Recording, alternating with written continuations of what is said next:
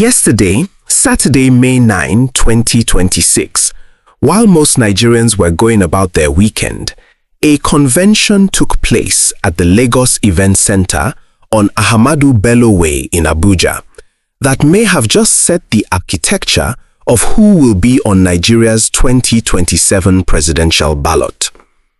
The Nigeria Democratic Congress, a party most Nigerians had never heard of 8 weeks ago, held its inaugural national convention, and the decision that came out of it is the most consequential zoning announcement in Nigerian opposition politics since the PDP's 1999 power-sharing agreement that produced Olusegun Obasanjo. The NDC has zoned its 2027 presidential ticket to the south, a single 4-year term, and the motion was moved by a lawmaker from Anambra State. The North gets it automatically in 2031. Now here is what every channel will give you: the headline, the reaction, the social media commentary. Here is what we give you: the architecture. Because the question is not who the NDC zoned its ticket to. The question is whether this zoning is a genuine power-sharing framework or whether it is the most elegant presidential candidacy guarantee in Nigerian political history, dressed in the language of equity and national balance. And the second question, the one nobody is asking out loud yet, is this: if Peter Obi gets the NDC ticket and Atiku gets the ADC ticket, and both of them are on the 2027 ballot, who benefits most from that outcome? And is the answer to that question the same person who has been sitting in Aso Rock watching all of this unfold? Stay with me. Most channels gave you the headline and moved on. We stay until we find the architecture underneath it. If you have never been here before, you just found the channel that tells you what the headline was designed to hide. Subscribe, because what comes next is the part someone in Abuja is hoping you never connect. Let us establish the precise record of what happened today, because precision is the only antidote to noise. What occurred? The NDC's maiden national convention was held this morning at the Los Angeles Event Center on Ahmadu Bello Way, Abuja, FCT. Peter Obi and Senator Siriake Dixon, the party's national leader and former Bayelsa State governor, were present. Rabiu Kwankwaso attended following a pre-convention strategic meeting at his residence, which Obi and Dixon also attended. The agenda of the convention, as circulated to journalists, covered 3 primary items: the zoning arrangement for the 2027 presidential ticket, ratification of the amended party constitution, and the election of national executive officers. Senator Hector Ume, who represents Anambra Central, moved the motion to ratify the party's full National Executive Committee. It was adopted. The presidential zoning motion was moved by Representative Afam Victor Ogine of Ogbaru constituency, Anambra State, one of the 17 members of the House of Representatives who defected from the ADC to the NDC 6 days ago.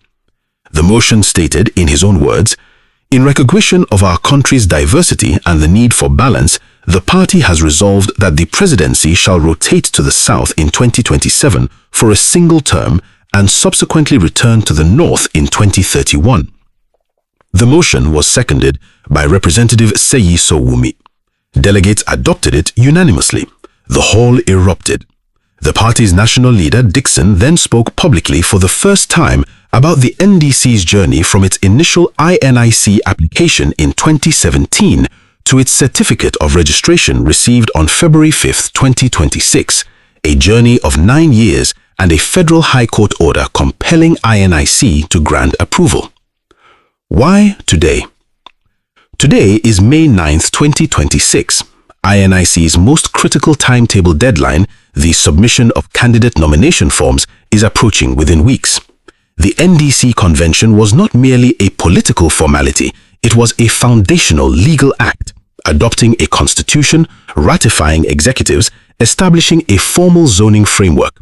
Without these, the party cannot lawfully conduct a primary. Without a lawful primary, it cannot submit a presidential candidate to INIC. The convention was not held today because today was convenient, it was held today because today was necessary. The motion to zone the presidency to the south was moved by Representative Afam Ogine of Anambra State, a man who was in the ADC 6 days ago. The motion was seconded by Representative Seyi Sowumi of Lagos, also an ADC defector of 6 days. The delegates who adopted it unanimously include a significant block of politicians who arrived in the NDC in the last week. The question is, was this zoning arrangement the condition of their arrival? Was the deal, we bring our numbers, you zone to the south, agreed before the defection was announced? If it was, the NDC zoning is not a democratic resolution, it is a contractual term of a political merger dressed in the language of equity. There's a meeting that almost nobody in the Nigerian press has focused on. The ADC's own publicity secretary, Bolaji Abdullahi, revealed on Arise TV that approximately 2 months before the May 3rd defection, Peter Obi, Rabiu Kwankwaso, and Seriake Dickson met privately in Kano. Abdullahi said he contacted Dickson after the meeting to ask what was discussed. What he was told raised, in his words, questions about whether there were efforts to divide the opposition and create an advantage for the incumbent. If that Kano meeting was the moment the NDC Obi Kwankwaso alignment was agreed and the ADC's subsequent legal crises provided the public-facing justification, then the defection was not a reaction to chaos, it was a planned exit, staged for the moment when the justification was most credible. But what I just told you is the version they want you to believe, the version that keeps you passive, confused, and watching from the outside. What is actually happening and who is really behind it is something else entirely, and that is where this analysis begins. Before we talk about the candidates, you need to understand what the NDC actually is, legally, structurally, and historically. Because the party being described this week as Nigeria's newest opposition force is not new. It is 9 years old. The NDC's legal history. Seriake Dickson has stated on the record and produced INEC correspondence to prove it that the NDC's registration process began in 2017. An INEC letter dated March 9, 2017 confirmed that the Commission had considered the application and found that the proposed name complied with requirements under Sections 222 of the 1999 Constitution. The process was then halted for reasons that Dickson's public statements leave deliberately vague. The registration resumed in 2025, and when INEC proved slow to conclude it, a federal high court was petitioned and ruled in the party's favor.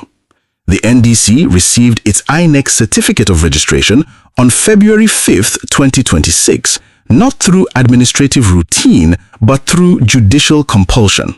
As Dickson said at today's convention, the Independent National Electoral Commission complied and issued us a certificate of registration in February this year.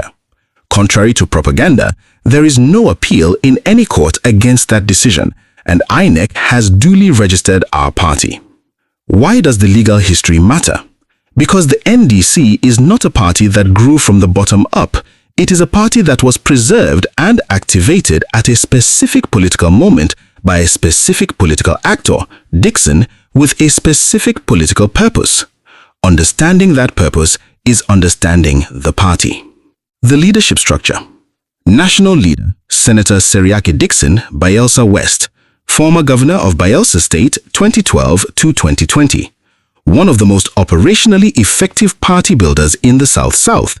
His tenure as governor was marked by significant infrastructure investment and a tight control of Bayelsa's political machinery that outlasted his own time in office.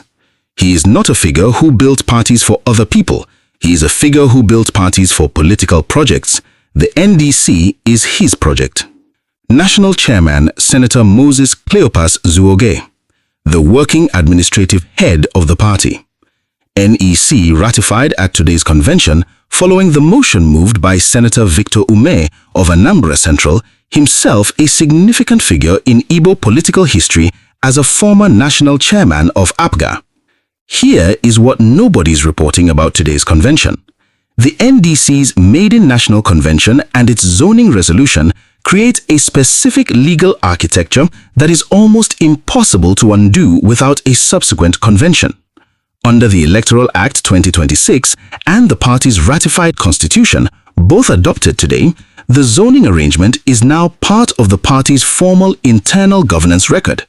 This means that if Peter Obi is not the NDC's southern candidate, whoever the southern candidate is must emerge from a primary, and the outcome of that primary is the candidate. The zoning cannot then be reversed to give the ticket to a northern figure like Kwankwaso without a constitutional crisis inside the party. What today's convention did in legal terms is lock the ticket to the south in the party's own governing documents. Kwankwaso's role is now structurally vice presidential. Whether Kwankwaso accepted that when he agreed to join the NDC and what was offered to him in exchange is the question nobody at the convention answered. The NDC now has a valid INEC certificate of registration, February 5th, 2026, a ratified national constitution today, a ratified National Executive Committee today, a formal zoning resolution adopted by convention delegates today, and a presidential primary scheduled to follow within weeks. What it does not yet have is a publicly announced candidate, a published primary timetable, or a disclosed nomination fee structure for the presidential race. Now you understand the legal machine, but knowing the machine exists is not the same as knowing who is running it, why they turned it on now, and what they intend to do before the next election. That is what we go to next. There are 4 figures whose calculations are shaping everything that is happening in and around the NDC right now. Let us profile each one honestly. Peter Obi, 64, former governor, Anambra State, NDC member. What he brings: 6.1 million votes in 2023, the third highest presidential vote total in that election, from a party with no pre-existing national infrastructure. A 12 million strong obedient digital movement, the most recognizable opposition brand in the southeast and significant parts of the south-south, middle belt and northern urban centers. A fiscal discipline narrative, saving rather than consuming, that resonates across income levels. A diaspora base in the UK and USA that provides both financial and social media infrastructure. What he does not bring is a demonstrated willingness to contest a competitive primary. As of this recording, Peter Obi has never won a party primary. He has been adopted, consensus selected, or has moved to a new party before a primary could be held. The NDC zoning arrangement paves the road to his candidacy. Whether a primary is genuinely competitive or whether it is structured to produce a predetermined outcome is the most important question about the NDC's internal democracy. Rabiu Kwankwaso, 69, former governor, Kano State, former senator, defense minister, NDC member. What he brings: the Kwankwaso movement, one of the most disciplined political machines in northern Nigeria, built over 2 decades through a systematic program of educational sponsorship that has produced thousands of graduates who carry personal loyalty to Kwankwaso as a condition of their identity. In the 2023 presidential election, Kwankwaso won Kano State outright, 1.5 million votes in a single state. He represents the only realistic path to significant northern votes for any candidate not flying the APC flag. What the NDC zoning does to him: it makes him vice presidential in the 2027 calculus. A ticket of Obi Kwankwaso is the combination that opposition insiders have described as making the presidency jittery. Whether Kwankwaso has accepted the number 2 position and whether the Kwankwaso movement will follow him there is not yet confirmed. Kwankwaso has never publicly said he will not contest the presidency himself. Seriaki Dixon, 60, former governor, Bayelsa State, Senator Bayelsa West, NDC national leader. What he brings: the NDC itself. The party's legal existence is the product of Dixon's 9-year effort and his willingness to fight INEC through the courts. His South-South political network, his governance record in Bayelsa, and his reputation as an ideological builder rather than a transactional politician give the NDC its structural credibility. He has described the party's inspiration as the African National Congress in its finest years, an ambition that is either visionary or grandiose depending on where the NDC is in 12 months. His power within the NDC, absolute at this founding moment. The party is his vehicle. The zoning resolution that cleared Obi's path was adopted at his convention. Whether Dixon is a kingmaker positioning himself for future influence, a ministerial appointment, a political debt, or a 2031 position, is a question this channel cannot answer from the public record alone. Buba Galadima, NDC chieftain, former ANPP National Secretary. What he brings: political intelligence and strategic communication. It was Galadima who appeared on Channels TV on May 5th, 48 hours after the defection, and publicly confirmed that the NDC had zoned its presidential ticket to the south. He also said this: the NDC will submit its register on either the 5th or 6th of this month. Once we do that, we are good to go. That statement is a message to aspirants. Galadima's role in the NDC appears to be as public-facing strategist, the man who says what the leadership wants on record without exposing Dixon or Obi to direct attribution. Now, I want to stop. I have been telling you this story as a genuine opposition mobilization, Obi and Kwankwaso finding a clean platform to challenge Tinubu with. But here's the alternative reading. The ADC's Bolaji Abdullahi said on Arise TV that the meeting in Kano between Obi, Kwankwaso, and Dixon, approximately 2 months before the defection, raised questions about whether there were efforts to divide the opposition and create an advantage for the incumbent. He went further and described the possibility that Kwankwaso's earlier entry in the ADC may have been a Trojan horse. If that framing is correct, if the entire sequence of events from Kwankwaso's ADC entry to today's convention was a coordinated operation to split the opposition's northern and southern coalition capacity across 2 platforms, then what you are watching is not a story about Obi building towards 2027. It is a story about the 2027 presidential race being prepared in a way that guarantees a divided ballot. The person that benefits most from a divided ballot is not named Obi, he is not named Kwankwaso, and he is not in the NDC. Now, let us do what separates analysis from cheerleading. Let us make the strongest possible case against the NDC's claims and against the optimistic reading of what today's convention represents. The strongest opposing argument from the ADC. The ADC's publicity secretary, Bolaji Abdullahi, made the most structurally coherent critique of the NDC on Arise TV. His argument: the kind of party Peter Obi needed was the party he is now, a party that belongs to one man that can say, "I guarantee you the ticket," before he comes in. He contrasted this with the ADC's coalition structure, which required internal competition among multiple presidential aspirants, Atiku, Obi, Amaichi, Hayatuddin, as a condition of its democratic credibility. The NDC zoning arrangement, Abdullahi's argument implies, is not a democratic framework. It is a reverse-engineered candidacy, and a candidate who cannot win a competitive primary cannot claim to represent the people's choice. The Aisha Yesufu warning. Before the NDC defection, Aisha Yesufu, one of the obedient movement's most prominent voices and a co-convener of the End SARS movement, publicly warned that she and other movement leaders would oppose any scenario in which Peter Obi became a vice presidential position. She said it explicitly: if Obi became a vice president, the movement would not support it.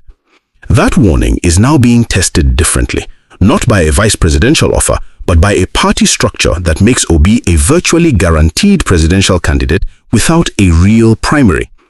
The question Yesufu's position raises is whether unconditional support for Obi as president is the same thing as unconditional support for Obi on any platform. The Dati Baba Ahmed indictment.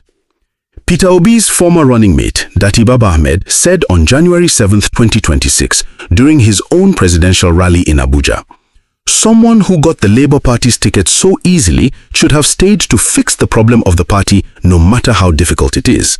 If you are not ready to fight, stay in your house." That was not the statement of an enemy. That was the statement of a man who shared a ballot with Peter Obi and watched what happened afterward.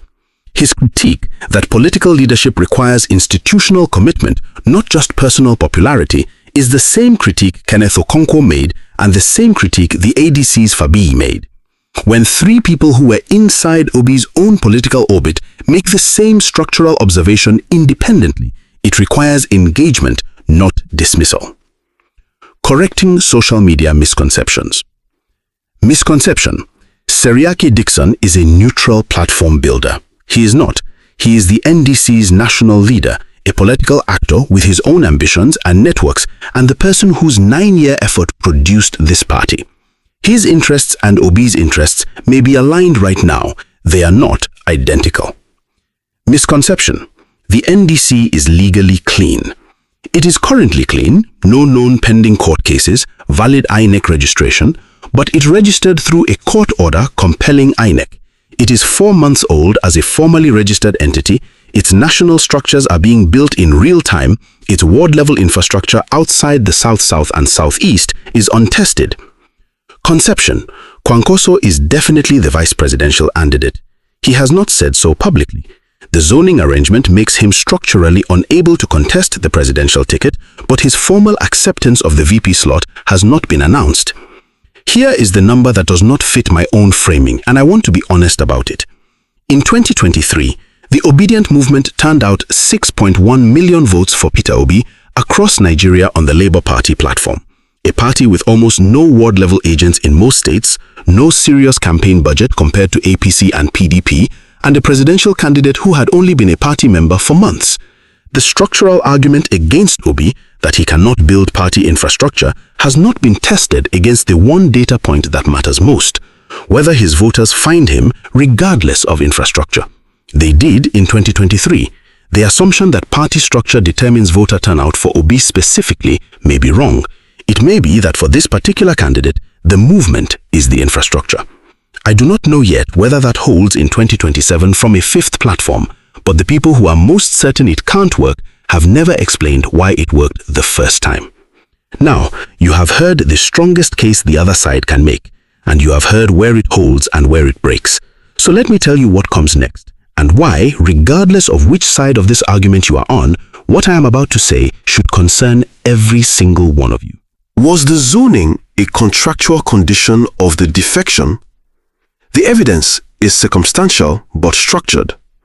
The motion to zone the presidency to the south was moved by Representative Afam Ojini, an Anambra legislator who arrived in the NDC 6 days ago.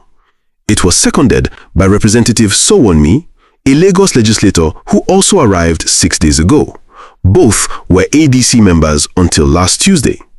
The unanimity of today's adoption, combined with the documented prior meeting at Kwankwaso's Kano residence, attended by Obi and Dickson, and the ADC Secretary's disclosure of the earlier meeting in Kano approximately 2 months ago, creates a sequence that is consistent with a pre-negotiated arrangement. The zoning is not proof that a deal existed, but a deal would explain every element of the sequence. No other explanation explains all of them equally well. Was the Kano meeting the origin point of the entire NDC move? Bolaji Abdullah's account of the Kano meeting, held 2 months before the defection, involving Obi, Kwankwaso and Dickson, and his statement that it raised questions about whether efforts were made to divide the opposition and create an advantage for the incumbent, is the most important piece of political intelligence to emerge from this entire episode. It has received almost no sustained analytical attention in the Nigerian press. If that meeting was the planning session for what ultimately became the NDC defection, then the public-facing narrative that Obi and Kwankwaso left because of ADC's court crises is not false, but it is not complete. The court crises were real. They may also have been the convenient timing, not the underlying cause. The next moves, what to expect. The NDC will release its primary timetable within days. The presidential primary is likely to be scheduled in late May 2026, consistent with INEC's overall timetable for the 2027 elections. Nomination forms will be priced at a level that signals whether the primary is intended to be genuinely competitive or structurally cleared for a single candidate. Watch the price. A very high fee, above 100 million naira, functions as a barrier to entry that produces a predetermined outcome. A lower fee, below 50 million naira, signals genuine competition. Kwankwaso will make a formal public statement about his role. When he does, the statement will use the word partnership or joint candidacy rather than vice presidential. Watch whether he uses language that leaves his options open or language that explicitly accepts the number 2 position. That distinction tells you whether the Obi-Kwankwaso arrangement has been finalized or is still being negotiated. Atiku Abubakar will move. The ADC's presidential primary is scheduled for May 23rd. If Atiku files his nomination form before that date, he is staying in the ADC and running irrespective of the NDC's existence. If he does not file, if he finds a reason to delay, watch whether he approaches the NDC or whether the NDC approaches him. An Atiku-NDC conversation, however preliminary, would be the biggest development in Nigerian opposition politics since the Ibadan summit. 3 signals to watch. Signal 1. The NDC presidential nomination form price, released within days. It will tell you everything about whether today's zoning is the beginning of a competitive primary or the formalization of a candidacy arrangement. Signal 2. Whether Kwankwaso publicly confirms or defers on the vice presidential role before May 25th.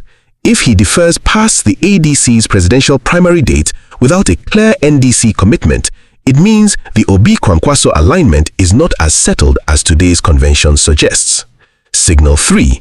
Whether any southern presidential aspirant other than Obi purchases the NDC presidential nomination form. If no one else buys the form, if Obi is the only declared southern aspirant, the party's primary will be a coronation, not a competition. That distinction matters for INEC's legal assessment of the nomination process and for the legitimacy of the ticket. Best case, the NDC's primary is genuinely contested among southern aspirants. Kwankwaso formally accepts the vice presidential role. Atiku makes a decision, one way or the other, that clarifies the opposition field before June, and Nigeria enters the 2027 home stretch with a credible, unified, cross-regional opposition candidacy that gives 93 million registered voters a genuine choice. Worst case, the NDC's primary is one-name affair. Kwankwaso's ambiguity fractures the Kano vote before it can be delivered. Atiku stays in the ADC, and the 2 opposition camps spend the campaign period attacking each other instead of the ruling party, and Tinubu wins 2027 with a smaller plurality than 2023, but wins nonetheless because the opposition gave him exactly the divided field he needed. We started here. A convention that took place today, Saturday, May 9, 2026, that most Nigerians did not see live and will not understand from the headline alone. You now know what actually happened. A party 9 years in the making held its maiden national convention. A zoning resolution was adopted that structurally clears the path for Peter Obi's presidential candidacy. A pre-convention meeting at Kwankwaso's residence preceded the convention. A Kano meeting 2 months ago may have been where all of this was planned, and the arithmetic of what it means for 2027 for 93 million registered voters is more complicated and more consequential than any single headline will capture.